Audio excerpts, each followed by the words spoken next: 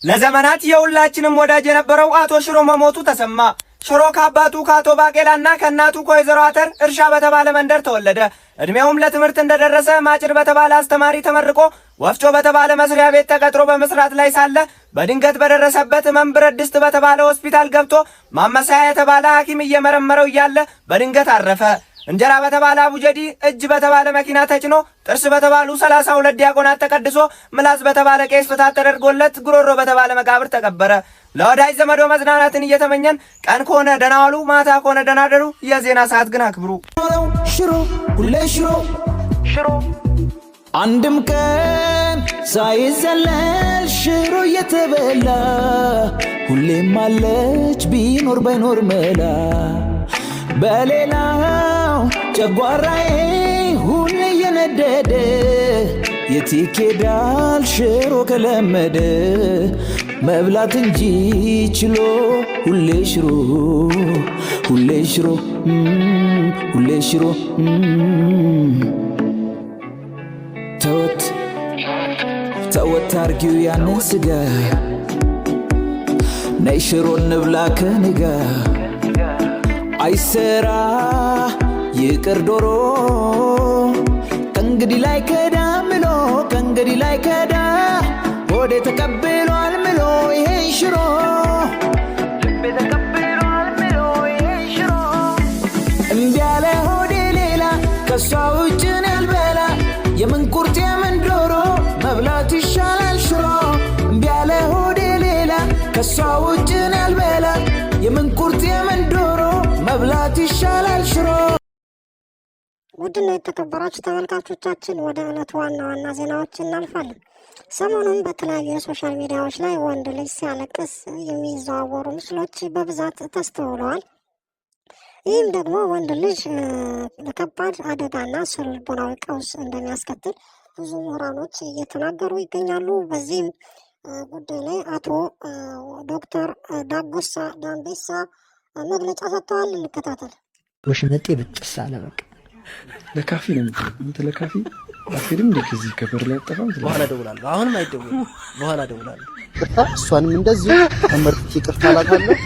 እሷን አጣው ማለት በቃ እኔ ወንድማችሁ አጣችሁኝ ማለት ነው። በቃ እኔ በህይወት እንደሌለው ነው።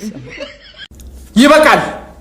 ከዚህ በኋላ ወንድ ልጅ ላይ የሚደርስ የአካልና የሞራል ጥቃትን እንቃወማለን። ከጥቂት ጊዜ ወዲህ ሴቶች በህቡ በመደራጀት ወንድ ልጅን አከርካሪውን ለማለትና ከምድረ ገጽ ለማጥፋት የተለያዩ ምክክሮችን እና ኢንተርናሽናል የሆኑ ግንኙነቶችን እያደረጉ መሆኑን ደርሰንበታል። ይህንን አካሄዳቸውን ደግሞ እኛ ወንዶች እንደቀልድ አናየው። የትኛውም እኛን የተመለከተ እኛን አጀንዳ ያደረገ ምክክር ተቀባይነት የሌለውና ሆኖ ሲገኝ ግን ቀድመን አጸፋዊ እርምጃ መውሰድ እንደምንችል እንድታቁት እንመክራችኋለን። ወንድ ልጅ በሴት ልጅ ስሪት ላይ የራሱ የሆነ ዋጋ ከፍሏል። ይህንን ዋጋውን ለማሳጣት የሚካሄዱ የትኛውም አካሄዶች ተቀባይነት የላቸው። በተጨማሪም በካፌዎች፣ በመስሪያ ቤቶች እንዲሁም በአንዳንድ ድብቅ ስፍራዎች የተለያዩ ሴቶች ወንድ ልጅ በማንጓጠጥ ተሰብስቦ በማማት እንዲሁም ወንድ ልጅን የምፈልገው ለመሰረታዊ ህይወቴ ሳይሆን ለቅንጦት ዕቃነት ነው ብላችሁ የጥላቻ ንግግር የምትናገሩ ሴቶች ከድርጊታችሁ እንድትቆጠቡ እናሳስባችኋለን። ካልሆነ ግን ድንገት ብን ብለን ጠፍተን ወንድ ልጆች ሆይ ወዴት ናችሁ?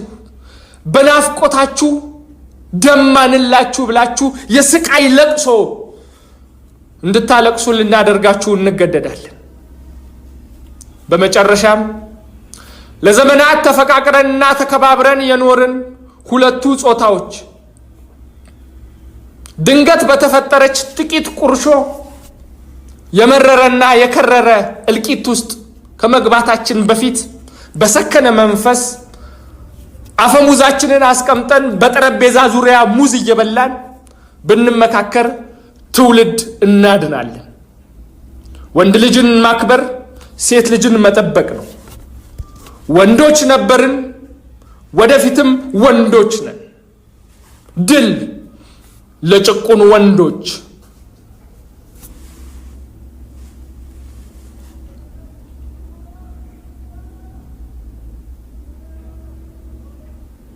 እኔም ፋኖ ነኝ፣ ያገር መከታ፣ ያገር አለኝታ።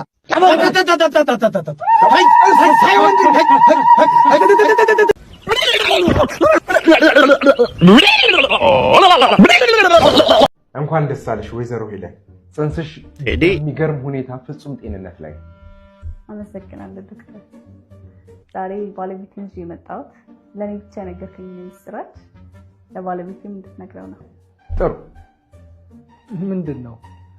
እንኳን ደስ አለ አቶ ቴድሮስ። ባለቤትህ 4 መንታ ልጆችን አርግዛላለች። እውነት ነው? ፍቅር የአራት ልጆች አባት ላደረገኝ ደስ አይልም? በጣም ደስ ይላል። ህዝብ ልንሆን ነው። የራሳችን ብሔር፣ የራሳችን ቋንቋ፣ የራሳችን ክልል ሊኖረን ነው። ደስ ይላል። ይሄንን ክብራይ ዘንድ የመረጥከኝ እኔ ማን ነኝ? የቱን ጽድቄ ነው? ደስ ይላል። ጌታው እኔ ልጅ ላሳድግ አልኩኝ። ክልል ጠየቅኩ፣ ህዝብ ልምራሉ። በቃ ልጆቹ ወደዚህ ምድር ስታመጣቸው እኔን ወደ አንተ አቀፍ ትጥልልኝ። አረባም ከዚህ በኋላ ደስ ይላል።